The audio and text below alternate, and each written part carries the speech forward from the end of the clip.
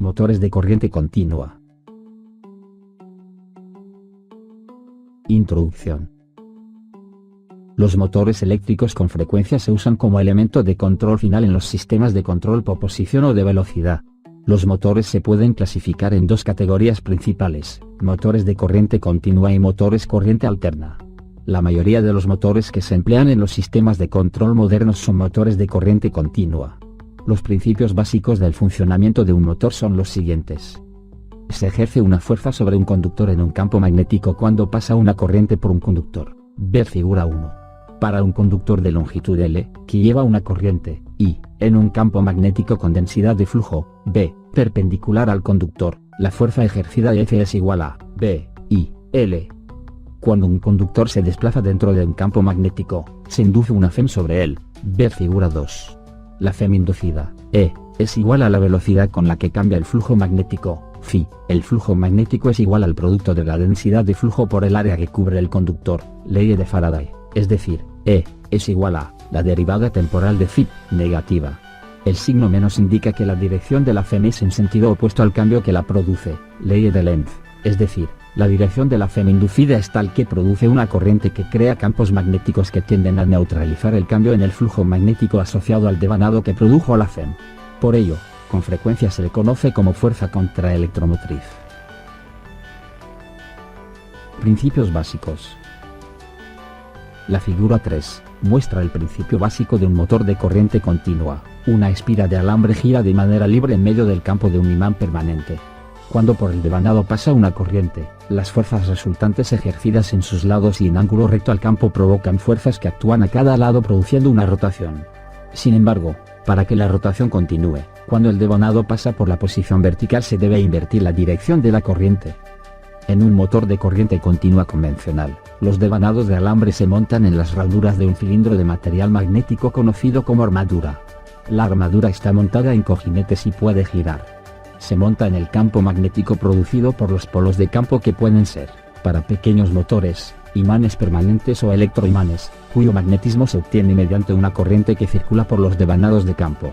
La figura 4 muestra el principio básico del funcionamiento de un motor de corriente continua de 4 polos, cuyo campo magnético se produce por devanados que transportan corriente.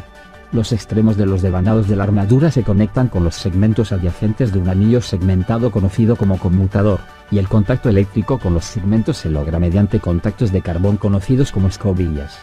Conforme la armadura gira, el conmutador invierte la corriente de cada uno de los devanados al desplazarse por los polos de campo. Esto es necesario para que las fuerzas que actúan en el devanado sigan actuando en la misma dirección y la rotación continúe. La dirección de rotación del motor de corriente continua se invierte al invertir la corriente de armadura o la corriente de campo. Motor de corriente continua de imán permanente. Considere el caso de un motor de corriente continua con un imán permanente, que tienen una densidad de flujo de valor constante. Para un conductor de armadura de longitud, L, y corriente, I, la fuerza producida por una densidad de flujo magnético, B, perpendicular al conductor es, B, I, L, ver figura 5. Si hay n conductores, la fuerza producida es, N, B, I, L. Las fuerzas dan por resultado un torque, T, en el eje del devanado con un valor de, Fb, donde B es el ancho de la espira. Por lo tanto, torque, T, es igual a, K sub T, por, I, donde, K sub T, es la constante del torque. Dado que la espira de una armadura gira en un campo magnético, se produce una inducción electromagnética y se induce una fuerza contraelectromotriz, V sub B, que es proporcional a la velocidad de cambio del flujo vinculado a la espira y, por lo tanto, en un campo magnético constante, es proporcional a la velocidad angular de la rotación omega. Por lo tanto,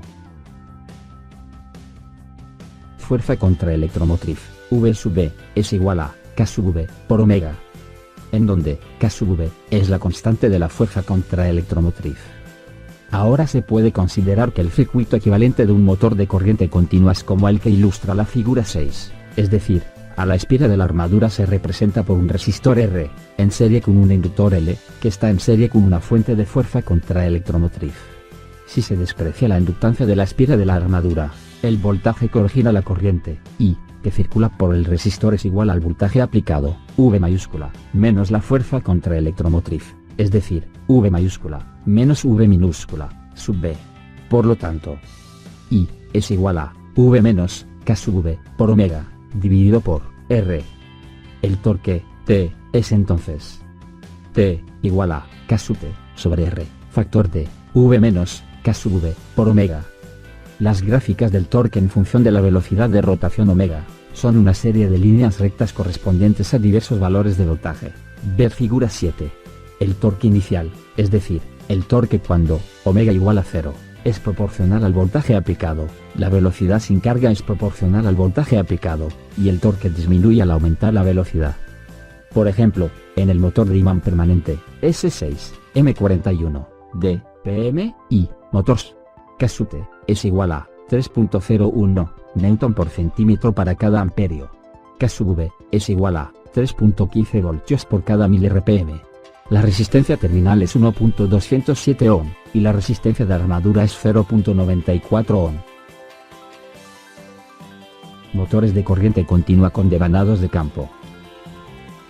Los motores de corriente continua con devanados de campo se dividen en motores en serie, en paralelo, compuestos y de excitación independiente, dependiendo de la manera como se encuentran conectados los devanados de campo y los devanados de la armadura. Ver figura 8. Motor, con excitación, en serie. En el motor en serie, los devanados de la armadura y de los campos están en serie. Este motor produce el torque de arranque de mayor intensidad y alcanza la mayor velocidad sin carga. Con cargas ligeras existe el riesgo de que el motor alcance velocidades muy altas.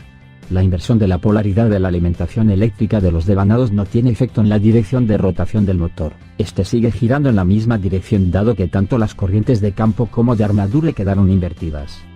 Motor en derivación. En este motor, los devanados de armadura y de campo están en paralelo, proporciona el torque de menor intensidad, en el arranque tiene una velocidad sin carga mucho menor y permite una buena regulación de la velocidad. Debido a esta velocidad casi constante, independiente de la carga, estos motores se utilizan mucho. Para invertir la dirección de giro, hay que invertir la armadura o el campo. Por ello, en este caso es preferible utilizar los devanados de excitación independiente. Motor de excitación compuesta. Este motor tiene dos devanados de campo, uno en serie con la armadura y otro en paralelo. En estos motores se intenta conjuntar lo mejor del motor excitado en serie y del motor en paralelo, es decir, un torque de inicio de valor elevado y una buena regulación de la velocidad. Motor de excitación independiente. En este motor el control de las corrientes de armadura y de campo es independiente, y se le puede considerar como un caso especial del motor en paralelo. La figura 9 muestra las características del torque y velocidad de los motores anteriores. Para modificar la velocidad de estos motores de corriente continua se cambia la corriente de la armadura o la de campo, por lo general es esta última la que se modifica. La elección del motor dependerá de sus aplicaciones. Por ejemplo, en la muñeca de un manipulador robótico, se emplea un motor en serie dado que la velocidad disminuye conforme aumenta la carga. El motor en paralelo se usa si se necesita una velocidad constante, sin importar la carga. Control de motores CC. La velocidad que alcanza un motor de imán permanente depende de la magnitud de la corriente que pasa por el devanado de la armadura. En un motor con devanado de campo, la velocidad se modifica variando la corriente de la armadura, o la de campo. En general, es la primera que se modifica. Por lo tanto, para controlar la velocidad se puede utilizar el control del voltaje que se aplica a la armadura. Sin embargo, dado que el empleo de fuentes de voltaje de valor fijo es frecuente, el voltaje variable se logra mediante un circuito electrónico. En una fuente de corriente alterna, se utiliza el circuito de tiristor para controlar el voltaje promedio que se aplica a la armadura. Sin embargo, es común que interese el control de motores CC mediante señales de control provenientes de microcontroladores. En estos casos se utiliza la técnica de modulación por ancho de pulso, que utiliza una fuente de voltaje corriente continua constante y secciona su voltaje para que varíe su valor promedio. Ver figura 10. La figura 11 muestra cómo obtener la PWM utilizando un circuito de transistor básico. El transistor se activa y desactiva mediante una señal que se aplica a su base. El diodo tiene por objeto servir de trayectoria a la corriente que surge cuando el transistor se desconecta, debido a que el motor se comporta como generador. Este circuito solo se utiliza para operar el motor en una dirección. Para utilizar el motor en dirección directa inversa se utiliza un circuito con 4 transistores, conocido como circuito H. Ver figura 12.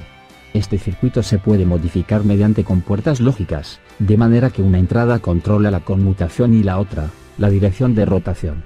Ver figura 13. Los anteriores son ejemplos de control enlace abierto, para los cuales se supone que las condiciones permanecen constantes, por ejemplo, el voltaje de alimentación y la carga que desplaza el motor.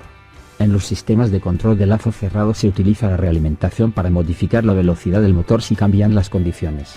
La figura 14 muestra algunos métodos que se pueden emplear.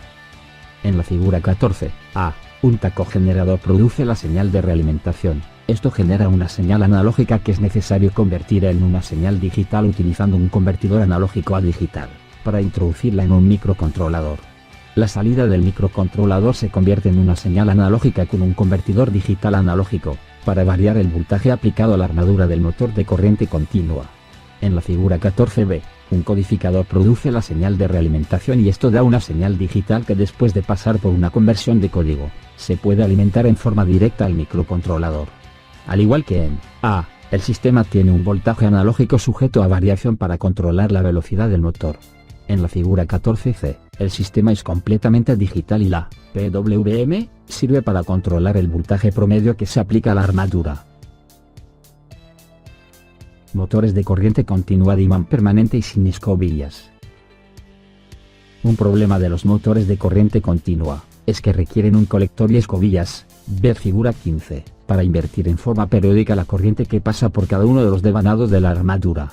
Las escobillas establecen contacto deslizante con el colector, las chispas que saltan entre ambos van desgastando las escobillas. Por ello, las escobillas deben reemplazarse de manera periódica y recubrirse el colector. Para evitar estos problemas se diseñaron motores sin escobillas. En esencia, estos motores consisten en una secuencia de devanados de estator y un rotor de imán permanente. Un conductor por el que pasa corriente eléctrica en un campo magnético experimenta una fuerza. Asimismo, como consecuencia de la tercera ley del movimiento de Newton, el imán también experimenta una fuerza opuesta de igual magnitud. En el motor de corriente continua convencional, el imán está fijo y los conductores por lo que pasa la corriente presentan movimiento. En el motor de corriente continua de imán permanente y sin escobillas sucede lo contrario, los conductores por los que pasa corriente están fijos y el imán se mueve. El rotor es un imán permanente de ferrita o cerámica. La figura 16 muestra la configuración básica de este tipo de motor. La corriente que llega a los devanados del estator se conmuta en forma electrónica mediante transistores en secuencia alrededor de los devanados. La conmutación se controla con la posición del rotor, de manera que siempre haya fuerzas actuando en el imán provocando que rote en la misma dirección. Los sensores de efecto Hall, por lo general se utilizan para detectar la posición del rotor e iniciar la conmutación de los transistores. Los sensores se colocan alrededor del estator. La figura 17 ilustra los circuitos de conmutación a transistores que se pueden utilizar en el motor de la figura 16. Para conmutar los devanados en secuencia se necesitan señales para activar los transistores de acuerdo con la secuencia requerida. Para ello se utilizan las salidas de los tres sensores del circuito decodificador que dan las corrientes de base adecuadas. Por lo tanto, cuando el rotor está en posición vertical, es decir, a 0 grados, el sensor C produce una salida, mientras A y B no producen una. Esta salida sirve para activar los transistores A más y B menos. Cuando el rotor está en la posición de 60 grados, los sensores B y C producen señales y los transistores A más y C menos están activados. La tabla 1 contiene la secuencia de conmutación completa.